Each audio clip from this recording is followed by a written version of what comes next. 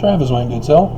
Well, thanks to the Mormon who got a deal with Netflix to do the Murder Among the Mormons, as I had seen a bot news earlier where it said that he had other titles he wanted to put in, but Netflix said, well, it was Among the Mormons and it were murders.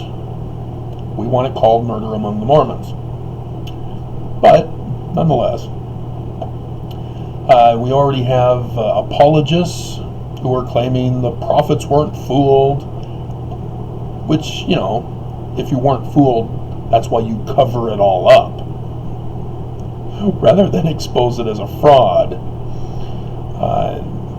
But this interview that I'm watching on Fox 13 News Utah on YouTube of Ken Sanders, he's even featured in this documentary on Netflix. He had personal involvement in this matter, and he's talking about the various stuff that to this day we don't know the full extent of the damage he had caused, because he went beyond just the church. And what I'm hearing from Ken is that Mark Hoffman, in order to distract from his focus on the church, distracted with these others. Ken points out that his main focus was to destroy the church. And nobody seems to know why. He was a missionary, returned missionary, but then something flipped. And it does appear, from my analysis of the different types of documents that he was trying to forge pertaining to the church, is that he found out, most likely from the Tanners and other Mormons, growing up Mormon, you know, those Mormon myths. Oh, if only we could have the Anton transcript, the original. Only if we had the original 116 pages. He brought this up on his video. I'm like, he did what? Yeah, it's a letter that Mark Hoffman forged between Martin Harris and Solomon Spaulding. Oh, yeah, Mark Hoffman knew about it back then too. And I didn't know about it. I'm born and raised in California during all this, and so that knowledge was kept away from me.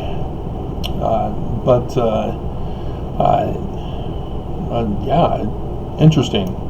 I hope you do understand that Sidney Rigdon is the author of the Book of Mormon, and I've gone over that. Linguistic scientists have already identified Sidney Rigdon, comparing his manner of speech with the manner of speech used in the Book of Mormon. And so he's not just plagiarizing, he's actually putting in his own words. So he's not dictating by Junior or Senior or somebody else.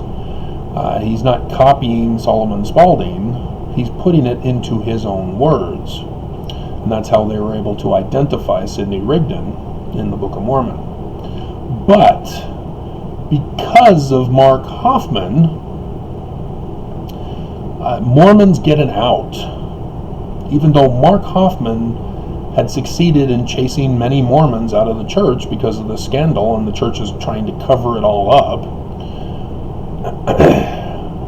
and being fooled, because people were losing lots and lots of money to this guy. And he was able to produce on demand, almost as if, oh, wouldn't it be nice if we found the mercantile store for the church, something from there, wink wink.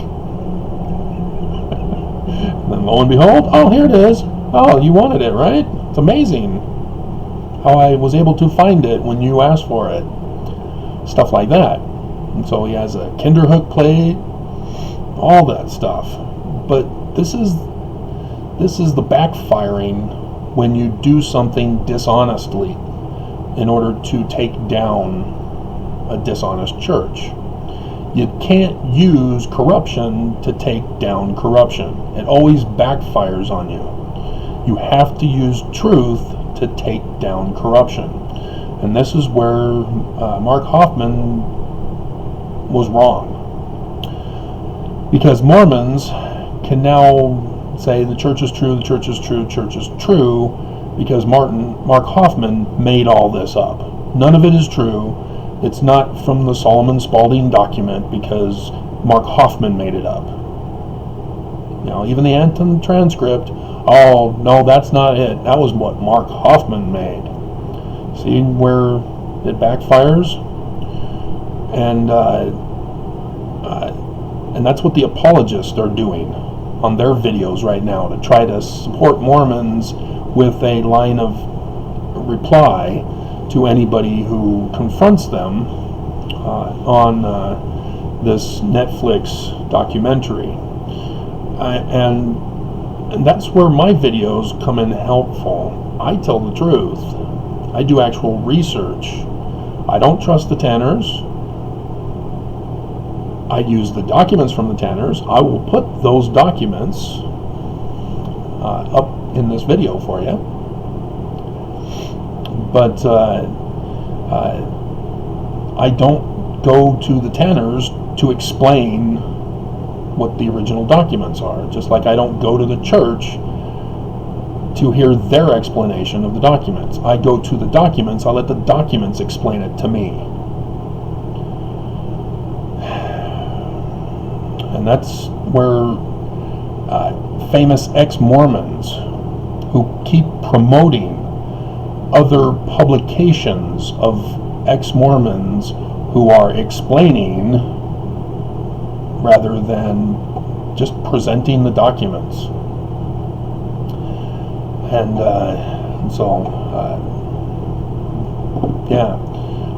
it does confirm, but wasn't needed.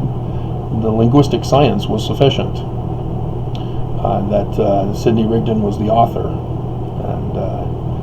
And it's unclear as to whether or not Sidney Rigdon was in contact with Solomon Spaulding. Not needed to be in contact with him at all, because Sidney Rigdon was known to have hung out at the print shop there in Pittsburgh, south of Harmony. I'm the one who's made that discovery that no other critic has recognized, that Smith Jr. was there in Harmony at the same time Sidney Rigdon moved back to Pennsylvania and was staying in the community just southwest of Harmony. During the time of the translation of the gold plates, however, Sidney Rigdon was in Ohio at that time. But that's part of what's required when you're doing real church history. You don't leave that information out hoping that Mormons won't ask the question, which is what the church is doing. They're purposely leaving out the history of Sidney Rigdon, where he lived, what years he lived, and the locations of where he lived, and what he was doing in each of those locations. Same with Smith Jr. If the church was honest and said it was actually Harmony, not Susquehanna River, then people would start saying, wait a minute, Smith Jr. was next door to Sidney Rigdon right before the Book of Mormon, but yet the church is covering it up. Why are they covering it up? That's a question nobody is really asking, because the church literally feared exposure. They literally believed these documents were real. Why? Why would the church believe Sidney Rigdon was the author when they've been telling us it's Joseph Smith who translated directly from the plates at first by the gift and power of God?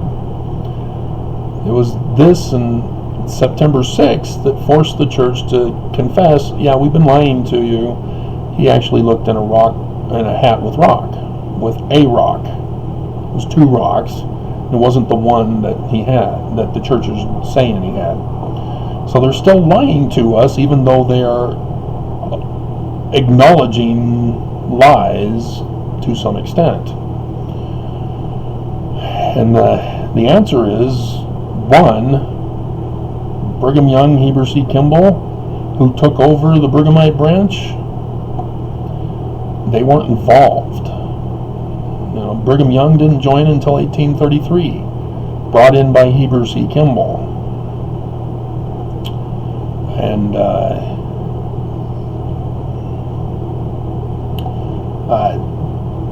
the other explanation is why Heber C. Kimball got Brigham Young to join the church.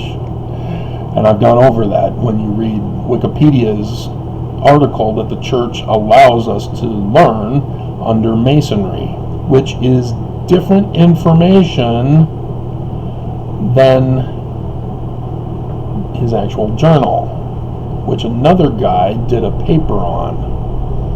And I've covered that in other videos as well. And so, again, the church has admitted to covering, lying, deceiving, covering up, lying, and deceiving, and yet they're still coming out with what they claim is now the real truth, and yet they're still covering up, lying, and deceiving. They won't tell us the truth, the whole truth, and nothing but the truth.